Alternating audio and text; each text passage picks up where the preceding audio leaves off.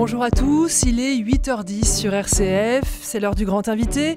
Et ce matin, alors que notre été a été rythmé par les errances de l'Europe pour accueillir les migrants recueillis en Méditerranée par les navires des ONG, alors que l'Italie a traversé une crise politique importante qui vient finalement de se conclure par la formation d'un gouvernement de coalition anti-extrême droite. Notre grande invitée ce matin est italienne, médecin légiste. Elle vient de publier chez Albin Michel « Naufragés sans visage » et c'est sous-titré « Donner un nom aux victimes de la Méditerranée ». Un livre édifiant où elle raconte comment, avec une petite équipe, elle a mis en place tout un protocole pour identifier les corps des migrants qui charrient la Méditerranée et donner un nom à ceux qui ont été enfouis dans les flots de Mare Nostrum. Cristina Cattaneo, bonjour. Bonjour. Vous êtes en France pour la promotion de votre livre. Merci de venir jusqu'à nous. Je l'ai dit, vous êtes médecin légiste, professeur à l'Université de Milan. Vous dirigez depuis sa création le laboratoire médico-légal Labanov qui travaille sur les restes humains. Vous êtes experte auprès de la justice italienne et vous travaillez aussi en étroite liaison avec le Comité international de la Croix-Rouge. Une première question d'abord, comment vont les Italiens? Depuis jeudi, ils ont un nouveau gouvernement, une coalition tout sauf Salvini, le leader de la Ligue, le parti d'extrême droite. Comment vont les Italiens? Comment vont vos compatriotes? Je pense que les Italiens sont un peu victimes d'une classe politique un peu schizophrénique. Je ne sais pas, on a un nouveau gouvernement, on va voir comment ça va se passer, mais je pense qu'on va retourner à une Italie de l'accueil. Je pense vraiment qu'on va retourner à ça. Une Italie de l'accueil, oui, c'est ça? De l'accueil, oui. C'est une parenthèse qui s'est terminée, vous croyez? Moi, je pense oui, parce que les Italiens, dans l'histoire, n'ont pas été toujours comme ça. Et dans les derniers 10 ans, ça a été l'Italie de l'accueil. Il faut se rappeler des centaines de milliers de migrants vivants qui ont accueilli. Donc, je pense qu'on va retourner à la vraie âme de l'Italie, j'espère. Vous êtes soulagée? Un peu, oui, mais je regarde. Je regarde. Cristina Cattaneo, peut-être que pour commencer, il faut raconter le naufrage du 3 octobre 2013 à Lampedusa, où 400 Érythréens ont trouvé la mort. Pour vous, il y a eu un avant et un après ce naufrage de Lampedusa? Absolument. Avant, comme scientifique, on s'occupait des cadavres X, sans nom, mais ce n'était pas un grand nom. Il y avait un peu d'attention. Après Lampedusa, on s'est aperçu que devant un des plus grandes catastrophes, personne ne faisait rien. Je veux dire que cette activité de courir tout près de l'accident pour identifier les victimes, que c'est le premier commandement des médecins légistes, n'arrivait pas. Donc il fallait faire quelque chose parce que les parents de ces morts ont les mêmes droits des autres. Pourquoi vouloir absolument redonner une identité à ces corps? Les proches ne les réclament pas forcément, les proches ne savent pas forcément qu'ils ont disparu. Pourquoi c'est important pour vous? C'est très important parce qu'il y a une culture de respect, de dignité du mort.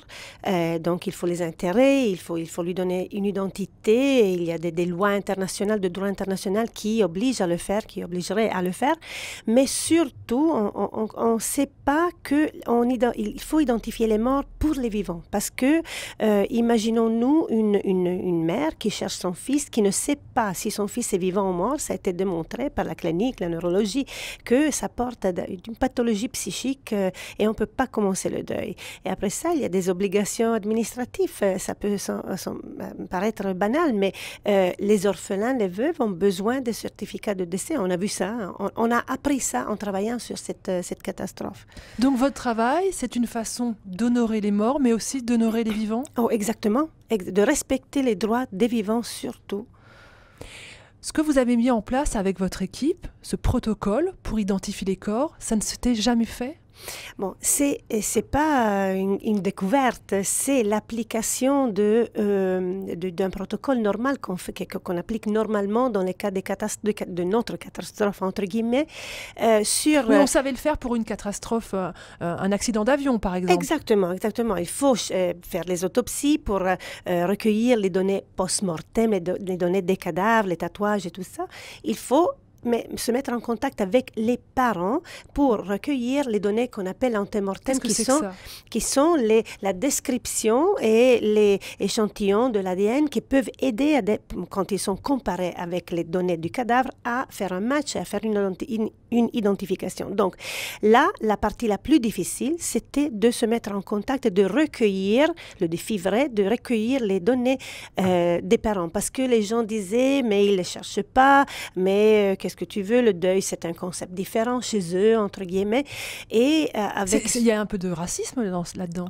Oui, il y a beaucoup de discrimination, je pense. Il y a une difficulté technique, oui, c'est vrai, mais ce n'est pas insurmontable. Et on l'a démontré, et c'est là le but du travail, parce qu'on ne peut pas tout identifier, mais le but, c'était de démontrer qui les cherche, parce qu'on a ouvert 400 dossiers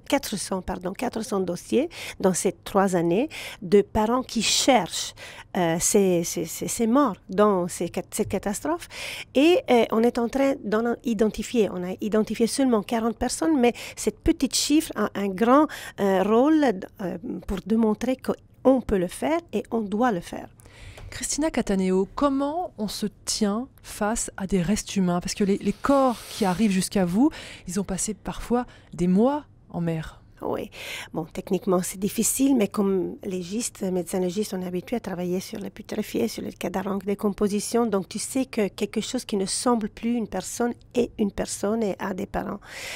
Mais la chose plus difficile, c'est les parents, c'est les vivants, c'est de recueillir chez eux les informations intimes, c'est de les écouter.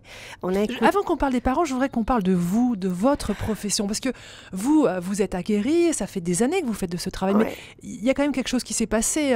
Une victime d'homicide, c'est pas la même chose que tous ces personnes, ces migrants qui sont arrivés jusqu'à vous dans votre laboratoire. Bon, là, oui, il y a quelque chose de différent. On ne peut pas dire que ces morts-là sont plus importants des autres, parce que tous les morts sont une tragédie et un deuil. Mais là, il y a un double insulte aux parents, aux vivants et aux morts même. Il y a le fait qu'ils sont morts dans cette condition, stratifiés dans le ventre d'un bateau, 5 par mètre carré. Et il y a le fait que personne ne fait rien par rapport aux autres catastrophes pour les identifier et pour les faire rejoindre avec ses parents vivants. Donc, je trouve que cette double insulte qu'ils souffrent, c'est quelque chose qui te pousse encore plus et que tu sens encore plus. Cristina Cattaneo, vous avez travaillé ces dernières années avec une équipe, mais parfois avec des très jeunes étudiants. Qu'est-ce que vous leur donnez comme consigne? Qu'est-ce que vous leur donnez comme conseil pour appréhender ces restes humains? On lui a parlé, ils étaient tous des étudiants. C'est parfois très très dur, hein, l'odeur. C'est très dur, l'odeur, c'est très dur, mais j'ai trouvé c'était émouvant, les jeunes scientifiques, mais même les pompiers qui ne sont pas scientifiques, comme ils ont appris après lui avoir parlé avec eux, que le fait de toucher, de travailler sur des morceaux de corps était le premier pas envers une identification et envers une grande aide pour les parents. Donc ça, et ils ont compris ça immédiatement. C'était touchant. Qu'est-ce qu'on peut faire dire à un cadavre? Bon, on peut lui faire raconter beaucoup sur l'identité technique, donc sur qui il est vraiment d'un point de vue scientifique, le tatouage, l'âge il a, le sexe, etc.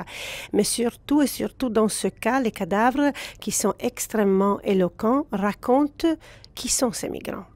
Et ils nous racontent les objets dans les poches, les objets qu'ils portent, les petits sachets de terre de leur pays qu'ils portent dans ses poches, racontent qu'ils sont exactement comme nous, qu'ils ont les mêmes amours, les mêmes passions, les mêmes sentiments, et donc ils sont un moyen, les objets surtout, de nous rapprocher, ou de faire si que le monde puisse comprendre qui ils sont et se rapprocher à eux, parce que je pense qu'on a besoin de ça. Il y a des histoires qui vous ont particulièrement touché dans ces morts et ces vies que vous avez approchées? Il y a beaucoup d'histoires, bon, comme je disais, l'histoire des petits sachets, mais il y a l'histoire des adolescents qui ont cousu dans leurs vêtements les bulletins scolaires et il y en avait beaucoup avec cette chose-là. Ça te fait penser à l'esprit avec lequel ils ont fait ça ou leurs parents ont fait ça avant de les faire partir. Il y avait des cartes pour les bibliothèques, il y avait des cartes pour donner le sang. Donc, ils sont des gens qui sont comme nous, même mieux que nous. Est-ce qu'on parle beaucoup des tests génétiques? Est-ce que ça fait tout, la génétique, ou il n'y a pas que la génétique? Bon, là, cette catastrophe a ouvert des problèmes scientifiques très, très importants auxquels on ne pensait pas. Parce que, par exemple, la génétique, dans la médecine légale, parfois, c'est la reine, non? C'est la solution à toutes les questions. Mais ce n'est pas comme ça, parce que maintenant, on a des problèmes parce qu'on a seulement des frères qui viennent. Ces jeunes adolescents sont trop jeunes pour avoir des enfants, pour la comparaison génétique, et les parents sont très vieux dans les pays d'origine. Donc, on travaille beaucoup avec les frères de ces morts, et des fois, ils ne sont pas des frères de mère et de père, non? Et donc, c'est plus difficile de les identifier génétiquement.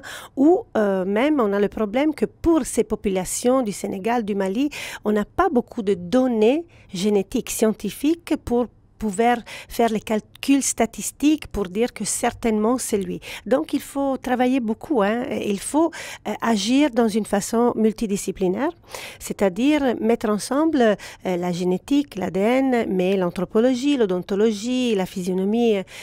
C'est un défi aussi scientifique.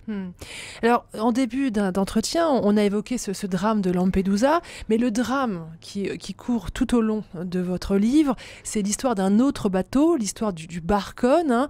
C'est un petit bateau qui a coulé le 18 avril 2015 au large de la Libye, avec plus de 1000 personnes à son bord. Racontez-nous ce petit bateau, parce que je crois qu'il est vraiment très, très important pour vous. C'est cette histoire que vous racontez dans votre livre. Oui, il y a un lien émotif très, très, très fort avec ce bateau, parce que ce bateau représente beaucoup de choses. C'est un petit bateau pour la pêche, pour 40 personnes, qui avait 1000 personnes dedans. Et on a trouvé presque 800 cadavres et on est en train encore de travailler sur ces cadavres, mais on est resté, le bateau a été pêché par le gouvernement de Renzi, il avait été récupéré par le gouvernement de Renzi, de Matteo Renzi, et après ça, il a été repêché un an après le naufrage. Un an après, même si... On imagine l'état des corps. Oui, même si la marine militaire avait cherché à récupérer les corps autour du bateau déjà 1 ou 2 mois après le naufrage. Et là, je dois dire que l'Italie a embrassé ce bateau, les pompiers, la marine militaire qui nous a créé une morgue entre Catane et Siracusa.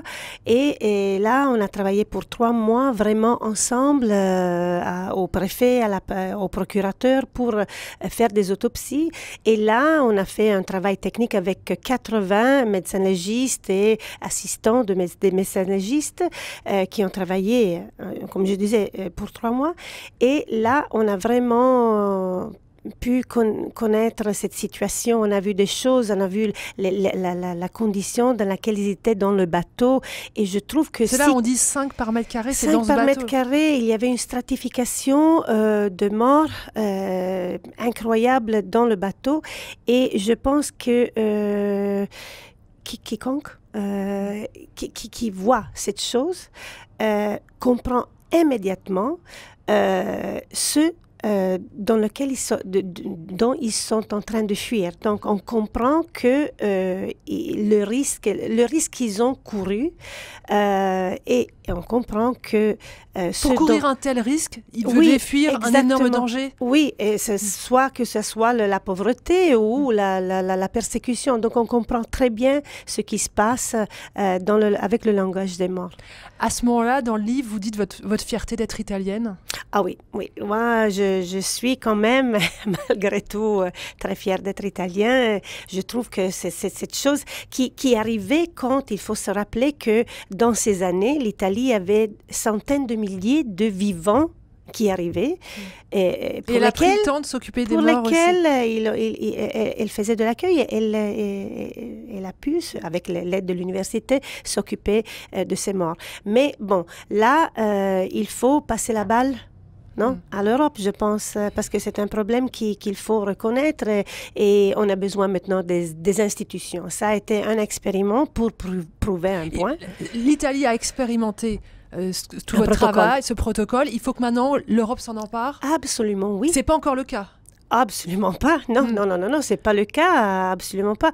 Et l'Europe est dans le bon lieu politique et même physique, parce que si on pense, les morts non identifiés sont au sud de l'Europe et les parents, beaucoup de parents sont au nord, en train de devenir citoyens européens. Donc c'est un droit des Européens aussi de les identifier. Cristina Cattaneo, comment vous faites pour vivre avec tous ces morts? Bon, les métabolises, moi je pense d'avoir la chance de faire un travail qui te donne une perspective sur la vie et sur l'humanité assez particulière. Bon, mais c'est pas facile. Hein. Cristina Cattaneo, une dernière question. Que représente pour vous la Méditerranée? Ah, la Méditerranée, pour moi, en tout cas, c'est un lieu fantastique où il y a une migration que je pense va continuer bien. Bon, je ne peux pas la voir et uniquement comme un cimetière. Comme un cimetière, comme une défaite. Merci beaucoup, Cristina Cattaneo, d'avoir été notre grande invitée ce matin. Je rappelle votre livre, Naufragés sans visage, donner un nom aux victimes de la Méditerranée, et c'est publié chez Albin Michel. Merci beaucoup. Merci à vous.